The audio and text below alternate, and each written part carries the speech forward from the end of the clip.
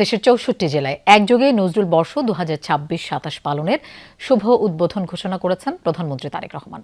সচিবালয়ে নিজ কার্যালয়ে এই কার্যক্রমের উদ্বোধন করেন তিনি। এ সময় প্রধানমন্ত্রী বলেন, জাতীয় কবির হৃদয় জুড়ে ছিল বাংলাদেশ। সব আন্দোলন সংগ্রামে তার সৃষ্টি প্রধান প্রতিপাদ্য। মুক্তিযুদ্ধের সময় তার সৃষ্টি সবাইকে উজ্জীবিত করেছিল।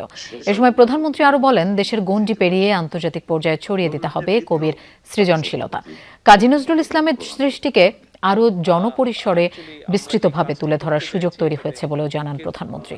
নানা আয়োজনে সারা দেশের জেলা, উপজেলা ও শিক্ষা প্রতিষ্ঠানে শিক্ষার্থীদের অংশগ্রহণের মাধ্যমে বছর জুড়ে এটি সফলভাবে পালন করা জরুরি।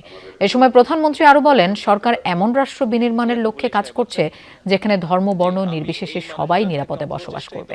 শুধু মানুষের নিরাপত্তা নয়, কোনো প্রাণীও যেন হিংস্রতার শিকার না হয় সেটিও নিশ্চিত করবে সরকার।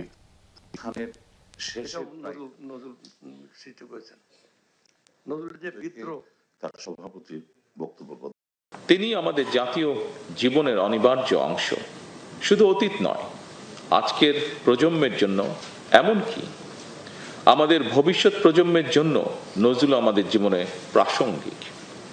এ কারণেই আমাদের জাতীয় কবির জীবন ও কর্মের সঙ্গে গণমানুষ, বিশেষ করে বর্তমান প্রজন্মের সম্পর্ক আরো গভীর ও নিবিড় করার লক্ষ্যে নানা আয়োজনে নজরুল বর্ষ শুরু করা হয়েছে।